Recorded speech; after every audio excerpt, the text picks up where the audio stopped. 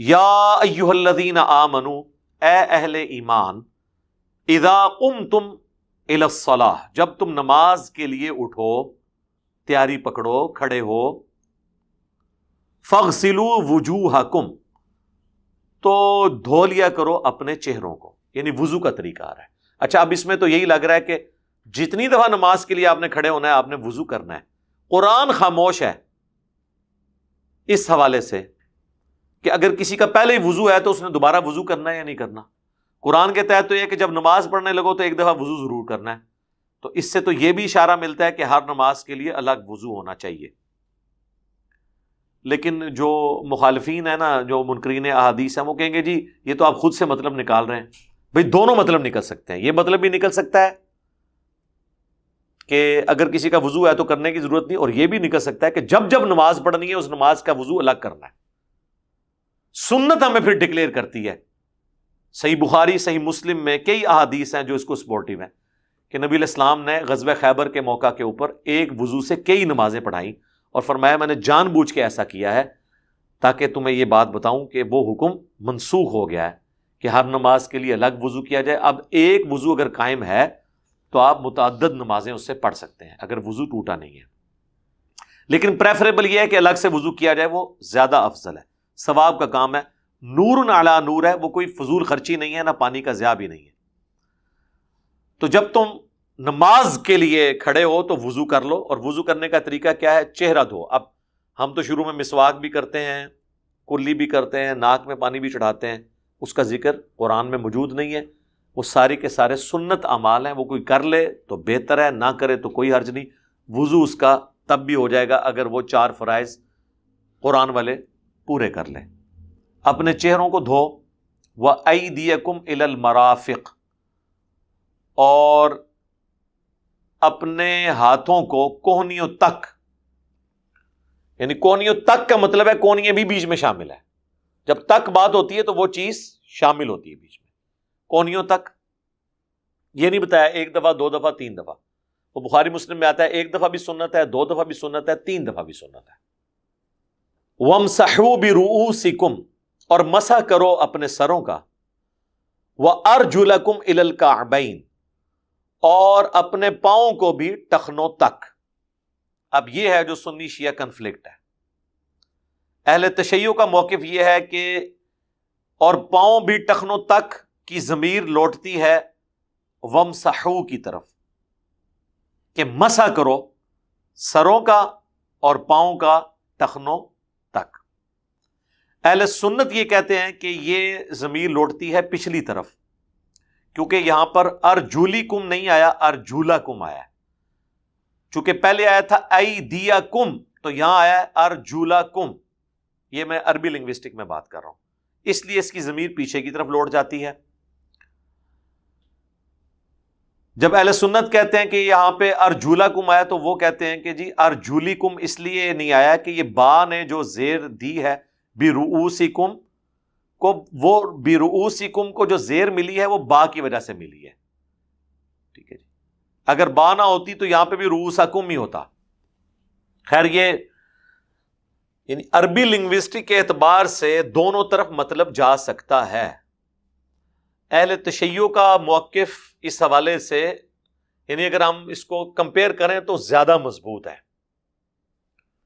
اور دوسری شاہ جی طرف نہیں دیکھنا، قرآن حکیم کی جو فصاحت اور بلاغت ہے اس کے اعتبار سے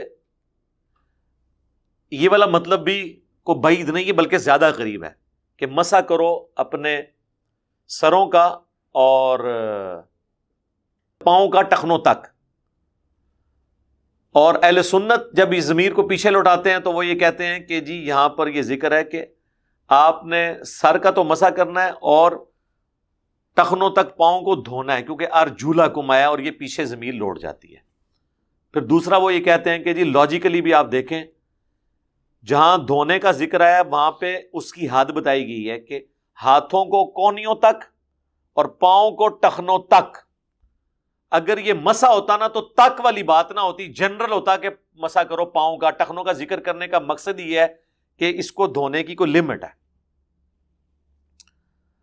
تو جب وہ یہ بات کرتے ہیں وہ کہتے ہیں اچھا پھر آ جاؤ جناب میدان، اگر آپ کی یہی لاجک ہے تو پھر وہ کہتے ہیں ہماری لاجک یہ ہے کہ اسی آیت میں آگے چل کے جو تیمم کا طریقہ آ رہا ہے نہ پاؤں کا مسح ہے اور نہ سر کا، اور وہ کہتے ہیں اس کے پیچھے لاجک یہ ہے کہ وضو میں جو اعضاء دھونے ہوتے ہیں ان کا مسح ہوتا ہے تیمم میں، اور وضو میں جو اعضاء مسح کیے جاتے ہیں وہ تیمم میں ہوتے ہی نہیں ہیں۔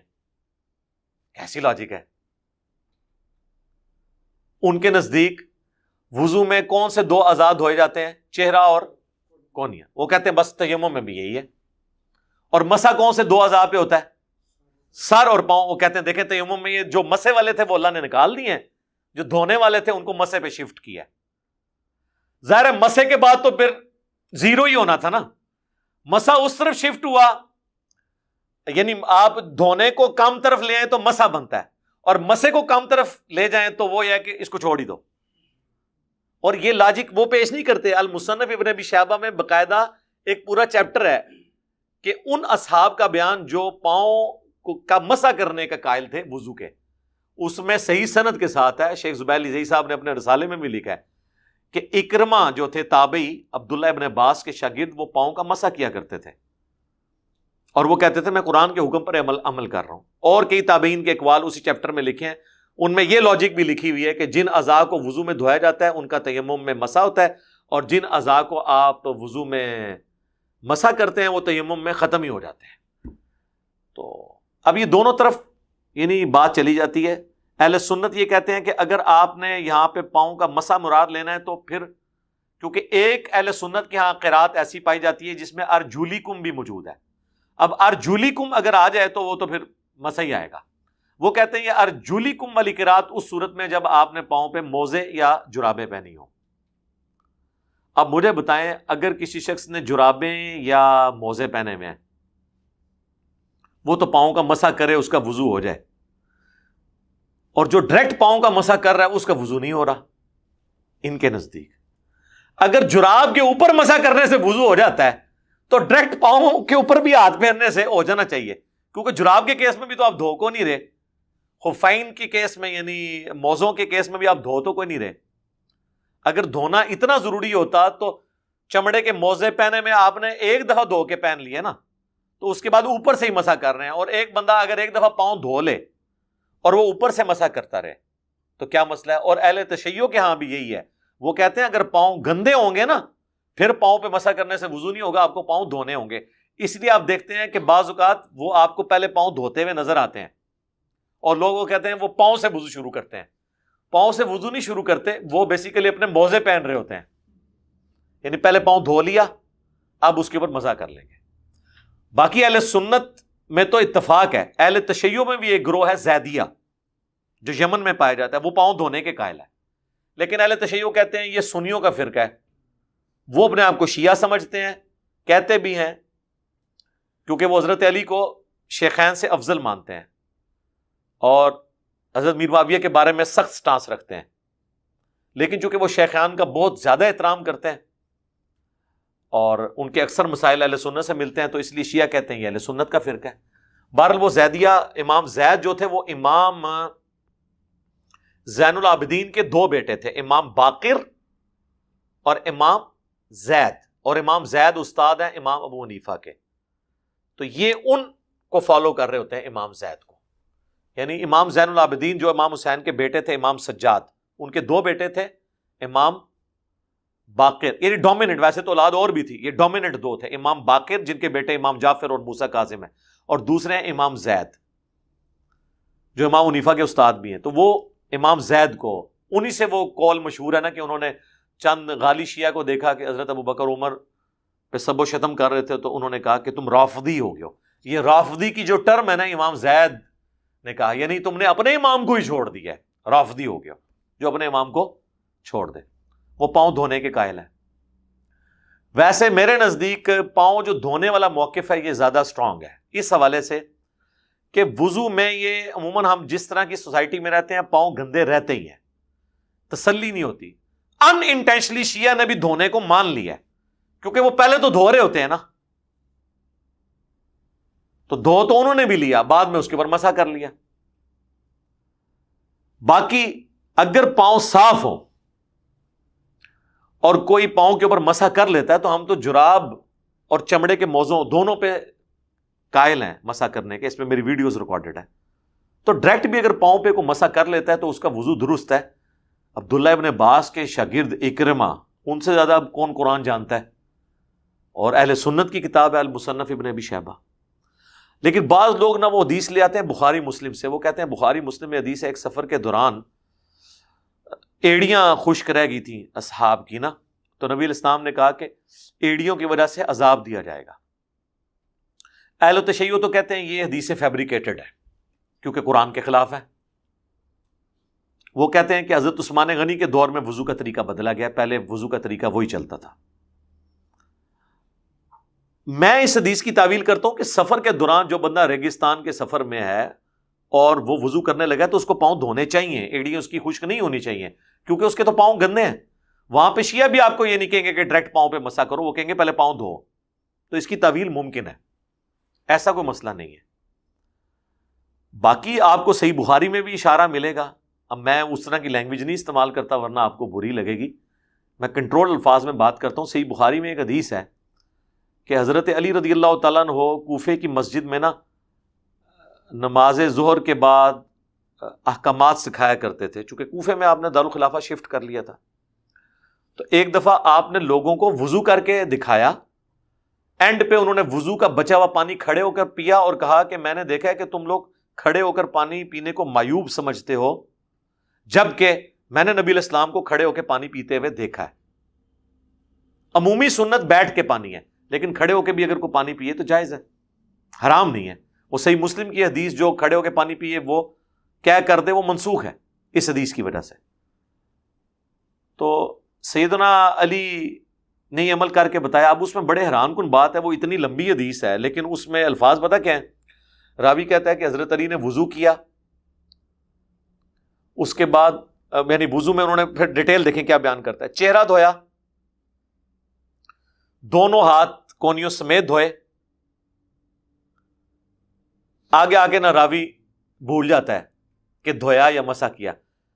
آگے راوی کہتا ہے، وہ جو نچلا راوی ہے، اوپر والے نے تو شاید پوری حدیث اس کو بیان کی ہو، نچلا راوی کہتا ہے اس کے بعد اسی طریقے سے انہوں نے ذکر کیا سر کا اور پاؤں کا. یار ایک لفظ اور ایڈ کر دیتا کہ سر کا مسح اور پاؤں دھونا،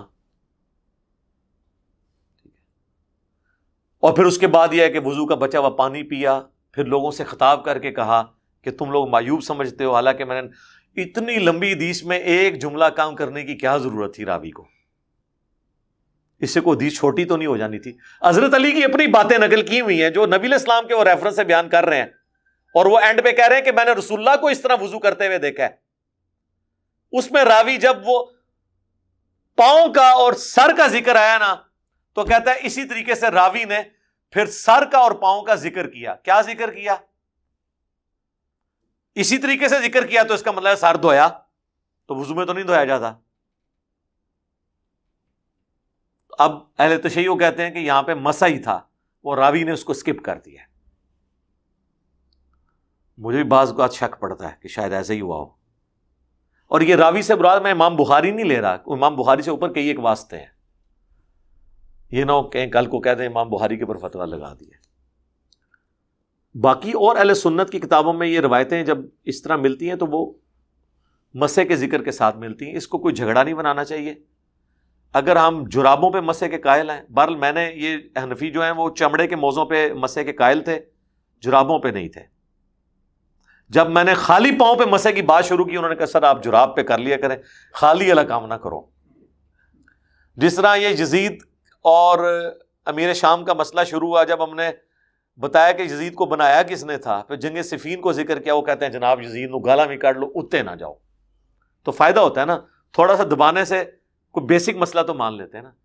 تو اب جو کوئی آپ سے جرابوں کے مسح کو نہ مانے تو آپ اسے کہیں کہ مصنف ابن ابی شیبہ میں ہے کہ حضرت اکرمہ تابعی جو تھے، جو بخاری مسلم کے راوی ہیں، ابن عباس کے لائق ترین شاگردوں میں سے ہیں، وہ تو ڈائریکٹ پاؤں پہ مسح کر لیتے تھے. تو وہ پھر کہیں گے نہیں جناب ڈائریکٹ نہ کرو، جراب پا کے کر لیا. تو یہ اسی طریقے سے اب میں وضو کر کے یہاں مسجد میں یا اپنی اکیڈمی میں ہم بیٹھے ہوئے ہیں، صاف ستھری یہ جگہ ہے، اچانک ہمیں اگلی نماز کے لیے وضو کرنا پڑتا ہے، تو یہ سمجھیں آپ نے جراب اور موزہ ہی پہنا ہوا ہے، آپ کے پاؤں صاف ہیں، آپ کو مٹی میں نہیں گئے ہیں، باہر نہیں گئے ہیں، ٹھیک ہے، تو اب وضو کے لیے کوئی اٹھتا ہے تو ٹھیک ہے، جا کے وہ مسح کر لے. یا ایک بندہ رات سردیوں میں رات کو وضو اس نے کیا اور اس میں پاؤں دھوئے ہیں، اس کے بعد وہ بندہ اپنے بسترے میں سو گیا تو بسترا صاف ستھرا ہے، صبح اٹھ کے جب وہ وضو کے لیے جاتا ہے اب وہ پاؤں نہیں دھونا چاہتا، ٹھیک ہے، پاؤں کا مسح کر لے، اس میں کیا مسئلہ ہے؟ تو کوئی اتنا بڑا ایشو نہیں ہے. نہ اس کو یہ کہنا چاہیے کہ جی وضو نہیں ہوگا. تو امام ترمذی نے باقاعدہ نقل کیا کہ امام حنیفہ نے جس مرض میں وفات پائی اس میں انہوں نے جرابیں پہن کے جو ہے ان کے اوپر مسح کیا اور کہا کہ میں پوری زندگی اس کا قائل نہیں تھا، میں صرف چمڑے کے موزے کا قائل تھا. لیکن حنفی آج تک کہہ رہے ہیں جی چمڑے کے ہوں، چمڑے کے ہوں. حالانکہ امام ترمذی نے جراب بھی نقل کیا، وہ کہتے ہیں نہیں جی وہ جراب تو ہے لیکن جراب تھوڑی موٹی ہو. ہم کہتے ہیں جی موٹی ہوتی ہے ہماری جراب، کتنی موٹی کرنی جے، اتنی موٹی ہو نا کہ جسم نظر نہ آئے. وہ کہتے ہیں نہیں جراب پہن کے آپ اتنے کلومیٹر تک چل سکتے ہو، جراب کہتے سر نہیں چلے جاتا. تو پھر ہم پکی دیتے ہیں کہ اگر آپ کو کپڑے پہ چیڑا ہے نا مسح کرنے کی، تو بخاری مسلم میں تو حدیث ہے نبی علیہ السلام نے پگڑی پہ بھی مسح کیا، اور پگڑی جو ہے وہ چمڑے کی نہیں ہوتی تھی، کپڑے کی ہوتی تھی. بات کریں خام خواہ دین کو مشکل بنایا. یہ کوئی ایسے مسئلے نہیں جن کے اندر آپ جو ہے نا وہ ضد کریں اور لوگوں کو ابھاریں اس بات کے اوپر کہ وہ اس کو ضد بنائیں. شیعہ نے بھی جو ضد بنائی ہوئی ہے نا کہ وہ کہتے ہیں جی اہل سنت جو ہیں وہ قرآن کی تعریف کر رہے ہیں. نہیں، آپ عربی لنگوسٹک جاننے والے جو لوگ ہیں ان سے پوچھ لیں کہ اہل سنت جو ترجمہ کر رہے ہیں یہ بھی ترجمہ بن سکتا ہے. ہاں اس پہ میں مانتا ہوں کہ اگر ہم ریشو کیلکولیٹ کریں تو 60% شیعہ کے حق میں پلڑا مضبوط ہے اور 40% اہل سنت کے حق میں، یا 30% کہہ لیں اہل سنت کے حق میں اور 70% شیعہ کے حق میں. لیکن یہ نہیں ہے کہ یہ جو ترجمہ اہل سنت کر رہے ہیں یہ ترجمہ بنتا کوئی نہیں ہے. یہ وہ مانتے ہیں کہ یہ ترجمہ بھی بن سکتا ہے، لیکن وہ کہتے ہیں قرآن کی فصاحت تقاضا کرتی ہے کہ وہ ترجمہ بنایا جائے جو قریب قریب ہے، کہ مسح کرو سر کا اور پاؤں کا ٹخنوں تک. ہم نے تو خیر یہ مسئلہ ہی ختم کر دیا ہے میرے بھائی. آپ نماز پڑھیں صحیح وضو کر کے، آپ اس طرح کے جھگڑوں میں نہ پڑیں اور اس کو زیادہ مصیبت نہ کھڑی کریں اپنے لیے. پچھلی دفعہ سورۃ المائدہ کی آیت نمبر 6 کے کانٹیکسٹ میں میں نے وضو میں پاؤں کا جو مسح ہے اس کے حوالے سے تفصیلی ڈسکشن کی تھی. اس میں ایک چیز سکپ ہو گئی تھی، وہ میں چاہ رہا ہوں ریکارڈنگ میں آ جائے. سیدنا علی کے حوالے سے میں نے ایک حدیث بیان کی تھی صحیح بخاری کی، کہ انہوں نے کوفے کی مسجد میں وضو کا طریقہ صحابہ کرام کو تعلیم کیا. اسی کانٹیکسٹ میں ایک اور حدیث ہے سنن نبی داؤد کے اندر کہ سیدنا علی کہتے ہیں کہ اگر دین صرف اپنی رائے اور عقل کے مطابق ہوتا تو میرے نزدیک پاؤں میں جو جرابیں یا موزے پہنے جاتے ہیں ان کے تلووں کا مسح ہونا چاہیے تھا، کیونکہ گندگی یا ایون مٹی وغیرہ اس جگہ پہ لگتی ہے. لیکن چونکہ میں نے نبی صلی اللہ علیہ وآلہ وسلم کو موزوں کے اوپر والے حصے کا مسح کرتے ہوئے دیکھا ہے، اس لیے سنت کو فالو کرنا چاہیے. یہ ابو داؤد کی حدیث کی سند ضعیف ہے، لیکن اس کے فٹ نوٹ کے اوپر شیخ زبیر لیزئی صاحب نے سنن ابی داؤد میں لکھا ہے کہ یہ سند تو اس کی ضعیف ہے لیکن یہ حدیث ٹھیک ہے، کیونکہ اسے سپورٹیو ایک حدیث مسند حمیدی کے اندر موجود ہے.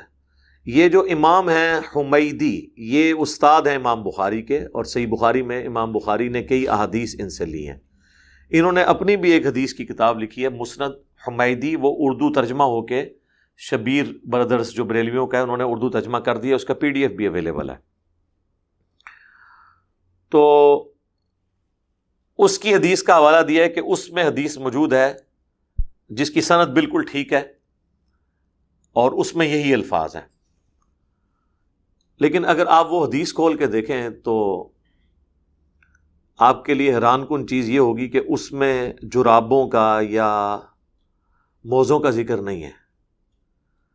بلکہ اس میں صرف یہ لکھا ہے کہ سیدنا علی کہتے ہیں، انہوں نے وضو کر کے یعنی کرنے کے بعد بتایا کہ اگر دین صرف عقل اور رائے کی بنیاد پہ ہوتا تو پاؤں میں تلووں کا مسح کیا جاتا، کیونکہ مٹی وغیرہ تو وہاں لگتی ہے، لیکن چونکہ سنت یہ ہے کہ پاؤں کے اوپر کے حصے کا مسح کیا جائے۔ وہاں حدیث کے اندر جو الفاظ ہیں وہ قدم کے ہیں، اس میں نہ جرابوں کا ذکر ہے نہ موزوں کا، بلکہ وہ کہتے ہیں کہ اگر میری عقل پہ ہوتا تو میں قدموں کے نچلے حصے کا مسح کرتا، کیونکہ مٹی وہاں لگتی ہے۔ تو یہ الفاظ ہی بتا رہے ہیں کہ وہ جرابوں کی بات نہیں کر رہے، ورنہ جراب یا موزے کے نچلے حصے پہ مٹی لگی ہو یا نہ لگی ہو، کیا اس کا میرا کیا لینا دینا؟ وہ سادہ پاؤں پہ مسح کی بات کر رہے تھے کہ سادہ پاؤں کے اوپر اگر مسح ہوتا تو نچلے حصے پہ ہونا چاہیے جہاں پہ ہلکی مٹی لگ جاتی ہے، اوپر کا حصہ تو عموماً صاف ہوتا ہے، اس پہ تو خالی بھی ہاتھ پھیر لیے جائے کافی ہے۔ اب یہ حدیث ایک بڑی واضح حدیث تھی، اہل سنت کے لیے پھر تھوڑا مسئلہ کھڑا ہوا، تو اس حدیث کے آگے پھر امام حمیدی نے اپنے کومنٹس کیے ہیں۔ انہوں نے سنیت کے اس والے مقدمے کو اور کمزور کر دیا ہے۔ انہوں نے پتہ ہے کیا کومنٹس کیے ہیں؟ انہوں نے کہا کہ یہ جو حدیث میں حضرت علی پاؤں کے مسح کی بات کر رہے ہیں نا، اگرچہ اس میں جرابوں یا موزوں کا ذکر نہیں ہے، لیکن ہمیں یہ ماننا ہوگا کہ یہ جرابوں اور موزوں کے ساتھ وہ بات کر رہے ہیں، حالانکہ اس میں الفاظ ہیں قدم کے، پاؤں کے مسح کی بات ہو رہی ہے، جرابوں اور موزوں کا ذکر ہی نہیں ہے۔ پھر ساتھ ہی وہ لکھتے ہیں کہ اگر یہ خالی پاؤں کا مسح بھی ہو تو اس حدیث کو منسوخ تصور کیا جائے گا، یعنی وہ مان رہے ہیں کہ یہ پاؤں کا ہی مسح ہے۔ تو جان کی امان پائیں تو عرض کریں کہ اس کا مطلب ہے کہ آپ خود بھی مان رہے ہیں کہ پہلے پاؤں کا مسح ہوتا تھا، خالی پاؤں کا بھی، بعد میں منسوخ ہوا۔ ہم آپ سے یہ نہیں پوچھتے کہ منسوخ کب ہوا، ہم یہ پوچھ رہے ہیں کہ وہ حکم کہاں آیا ہوا تھا، ذرا وہ بتائیں۔ قرآن میں ہی آیا ہوا تھا اور کہاں آیا ہوا تھا؟ تو کوئی آیت ہمیں یہ کوئی حدیث مجبور نہیں کرتی کہ قرآن کے کسی حکم کو منسوخ کریں۔ یہ بات کر کے خود پھنس گئے امام حمیدی، یہ کمنٹس کر کے خود پھنس گئے کہ پہلے اگر مسح تھا نا پاؤں کا تو منسوخ ہوا۔ تو میرے بھائی تو اس طرح کی تو کئی حدیثیں ہیں، جیسے صحیح مسلم میں امام مسلم پہلے حدیث لے کے ہیں کہ نبی علیہ السلام نے آگ پہ پکی ہوئی چیز کھائی اور اس کے بعد وضو کیا۔ پھر آگے حدیث لے کے آئے ہیں کہ پھر آپ نے غزوہ خیبر کے موقع پر یا فتح مکہ کے موقع پر آگ میں پکی ہوئی چیز کھائی اور اس کے بعد وضو کا اعادہ نہیں کیا۔ اس سے امام مسلم نے ثابت کیا کہ وہ حدیث منسوخ ہے۔ تو پہلے تھی نا، ہم یہ پوچھتے ہیں آپ تو سرے سے پاؤں کے مسح کے قائل ہی نہیں تھے، تو وہ حکم کون سا ہے جو منسوخ ہوا ہے؟ وہ حدیثیں کدھر گئیں جن میں پاؤں کے مسح کا ذکر تھا؟ حدیث تو کوئی بھی نہیں ہے، قرآن کی آیت ہی ہے۔ پھر اگلی بات، قرآن کی آیت کو کون سی حدیث منسوخ کر سکتی ہے؟ تو یہ آپٹیمل سولوشن وہی ہے جو میں نے پچھلی دفعہ بیان کیا تھا۔ المصنف ابن ابی شیبہ میں 2 چیپٹرز ہیں۔ ایک چیپٹر وہ لے کے آئے کہ ان لوگوں کا بیان جو وضو میں پاؤں دھونے کے قائل تھے اور ان لوگوں کا بیان جو وضو میں پاؤں کے مسح کے قائل تھے مطلقاً۔ اور اس میں تو شیخ زبیر علی زئی صاحب نے اپنے رسالہ جو ہے ان کا الحدیث ان کی زندگی میں نکلتا تھا، 72 نمبر میں باقاعدہ انہوں نے خود لکھا ہے کہ سلف صالحین میں ان مسائل میں اختلاف پایا جاتا تھا اور اس میں کسی کی رائے پہ بھی عمل کریں تو کوئی کسی پہ گرفت نہیں ہے۔ اور اس میں وہ لکھ کے آئے، لکھا ہے انہوں نے کہ اکرمہ تابعی جو عبداللہ ابن عباس کے شاگرد تھے وہ خود بھی پاؤں پہ مسح کرتے تھے وضو میں، بغیر جرابوں اور بغیر موزوں کے، اور اسی کی ترغیب دلاتے تھے۔ اور وہ قرآن کی جو آیت ہے نا، سورہ المائدہ کی آیت نمبر 6، اس سے یہی رزلٹ نکالتے تھے کہ اس میں پاؤں کے مسح کا ذکر موجود ہے۔ لو جی موجہ مارو، ٹھیک ہو گیا۔ تو جو میں نے پچھلی دفعہ بتایا تھا نا کہ اہل تشیع بھی اگر پاؤں پہ مٹی لگی ہو تو پہلے اسے دھوتے ہیں۔ اس کی ریزن یہ ہے کہ ان کا ماننا یہ ہے کہ اگر پاؤں پہ مٹی یا گرد ہوئی اور آپ نے اس کے اوپر ہاتھ پھیرا تو پھر آپ کا مسح پاؤں پہ نہیں اس مٹی پہ ہو رہا ہوگا، اس لیے وہ پہلے پاؤں دھو لیتے ہیں۔ اب اگر کسی کے پاؤں پہلے ہی دھلے ہوئے ہیں اور اسے وضو کرنا پڑتا ہے اور کوئی گرد وغیرہ نہیں لگی ہوئی، گھر میں بیٹھا ہوا ہے اور وہ مسح کر لیتا ہے تو کوئی حرج نہیں اس میں۔ لہٰذا وہ احادیث جو بخاری اور مسلم میں آئی ہیں کہ نبی علیہ السلام نے فرمایا کہ ایڑیوں کو خشک ہونے کی وجہ سے یا پاؤں کے تلووں کو خشک ہونے کی وجہ سے عذاب دیا جائے گا تو یہ اس صورت میں محمول ہوگی پھر یہ احادیث. شیعہ تو کہتے ہیں یہ حدیثیں ہی فیبریکیٹڈ ہیں، اپنے مقدمے کو مضبوط کرنے کے لیے اہل سنت نے گھڑی ہیں. ہم چلیں اس ایکسٹریم پہ نہیں جاتے. سپوز اگر یہ ہے بھی ہیں تو یہ اس صورت میں، چونکہ وہ سفر کا ذکر تھا کہ نبی علیہ السلام سفر میں جا رہے تھے اور صحابہ کرام وضو کرنا شروع ہوئے، اور سفر میں تو ظاہر پاؤں پہ گرد لگتی ہے، تو اس میں تو شیعہ بھی قائل ہیں کہ ایسے پاؤں کے اوپر مسا نہیں ہوگا جس کے اوپر گرد یا مٹی لگی ہے، وہ پہلے آپ کو دھونا ہوگا. الٹیمیٹلی اہل تشیع بھی ان انٹینشنلی پاؤں کے دھونے کے قائل بھی ہیں اس حوالے سے. تو یہ دونوں ایکسٹریمز تھی. میں نے کوشش کی ہے کہ میں اس کو کور کر دوں اور اس موضوع کے ساتھ انصاف کیا جائے. کافی گفتگو ہم پچھلی دفعہ کر چکے تھے، کچھ میں نے اس میں بھی کر دی. انشاءاللہ ہم دونوں قرآن کلاسز میں سے یہ جوڑ کے تو اس کے اوپر بھی ایک ویڈیو الگ سے کلپ اپلوڈ ہو جائے گا، وضو میں پاؤں کے دھونے کا یا مسح کرنے کا مسئلہ، تاکہ لوگوں کو کلیئر ہو جائے یہ مسئلہ کہ اس کے اوپر اتنا زیادہ ادھم مچانے کی ضرورت نہیں ہے. اور ایک ایک حدیث کا جے پی جی لگائیں گے انشاءاللہ تعالیٰ، تاکہ آپ اپنی آنکھوں سے دیکھیں اور یہ دیکھیں. یہ بت پرستی میری اگر کسی شخصیت کو کریڈٹ جاتا ہے نا جس نے مجھے تھنک آؤٹ آف باکس ہر مسئلے میں کرنے کے اوپر یعنی جرت دی ہے، اور وہ مولانا اسحاق صاحب ہیں رحمہ اللہ. یعنی انہوں نے یہ جو دماغ میں بات ڈال دی نا کہ بڑے سے بڑا بندہ بھی غلطی کر سکتا ہے، ایون اس سے بلنڈر بھی ہو سکتا ہے کسی بڑے ایشو کے اندر، لیکن اس سے اس کا مرتبہ ختم نہیں ہوگا. بس اس غلطی کو غلطی کہہ کے آپ اپنی اصلاح کر کے آگے چلے جائیں گے. اب یہ پیٹنا اس بات کو کہ یار اس سے غلطی کیسے ہو گئی، یہ تو اسی طریقے سے ہے کہ کوئی یہ کہے کہ ہم زمین پہ بیٹھ کے اللہ کی نافرمانی کرتے ہوئے ڈرتے ہیں، اور حضرت آدم علیہ السلام جنت میں اللہ کے قرب میں ہو کے بھی انہوں نے وہ فاربیڈن فروٹ جو تھا وہ کیوں کھا لیا. تو اب یہ خام خواہ کا ایک رونے والی بات ہے. حق پرست ہونا چاہیے انسان کو، سچائی قبول کرنی چاہیے، خام خواہ کے معاملات اس طریقے سے نہیں بگاڑنے چاہیے. دیکھیں جہاں پہ جس کی جو بات غلط ہے ہم اس کو بالکل ہائی لائٹ کرتے ہیں. اگر میں اہل سنت کو کہیں پہ کرٹیسائز کرتا ہوں، جہاں جہاں پہ اہل تشیع نے ڈنڈی ماری ہے وہ بھی ڈنکے کی چوٹ کے اوپر، میں کوئی لحاظ نہیں کرتا کہ عقیدہ امامت جو انہوں نے گھڑا ہے یہ صراحتاً قرآن و سنت کے منافی ہے. اور بعض اوقات جو غالی ہیں وہ تو اس لیول کے اس کے اوپر لے جاتے ہیں کہ ہم پھر مجبور ہوتے ہیں کہ ہم انہیں پھر ان لوگوں کی صف میں لا کے کھڑا کریں جنہوں نے ختم نبوت کے اوپر ڈاکہ مارا ہے. تو میں کوئی لحاظ نہیں کرتا. نہج البلاغہ سے میں نے باقاعدہ خطبہ پیش کیا تھا کہ مولا علی جو ہے نبی علیہ السلام کی میت پہ کہتے ہیں کہ یا رسول اللہ آپ کی وفات عام انسانوں کی وفات کی طرح نہیں ہے، بلکہ آپ کی وفات کی وجہ سے آسمانوں سے وحی کا سلسلہ منقطع ہوا ہے جو دوبارہ اب کبھی بھی بحال نہیں ہوگا، یعنی ختم نبوت. اور ساتھ ہی یہ انہوں نے بتا دیا کہ عقیدہ امامت ڈیوائن نہیں ہوگا، اب اللہ کی طرف سے کسی کو کوئی وحی نہیں آئے گی، کوئی کشف نہیں آئے گا. اور ساتھ ہی انہوں نے یہ کہا کہ اگر آپ نے ہمیں منع نہ کیا ہوتا تو ہم آپ کی میت کے اوپر نوحہ کر کے آہو بکا کر کے اپنے آپ کو ہلاک کر لیتے. تو اس سے میں نے یہ بتایا کہ ماتم نوحہ اس حوالے سے نوحہ کہ جس میں چیخو پکار ہو، ایک تو ہے کہ آپ نظم کے انداز میں کرتے ہیں، وہ بالکل ثابت ہے. اس طرح کا کرنا، یہ مولا علی کے خطبے میں یہ دونوں بنیادی چیزیں ماتم اور عقیدہ امامت، اس کو مولا علی نے اکھاڑ کے پھینک دیا. اس کے جواب میں بعض شیعہ علماء نے کہا کہ نہیں، وہ حضرت علی نے جو نوحے اور ماتم کی نفی کی ہے نا، وہ کی ہے نیچرل ڈیتھ کی. کہ وہ کہتے ہیں، ہم بھی کہتے ہیں کہ جس کی ڈیتھ نیچرل ہو اس کے اوپر ماتم نہیں ہونا چاہیے. ہم تو حضرت حسین کی مظلومانہ شہادت کے اوپر ماتم کرتے ہیں.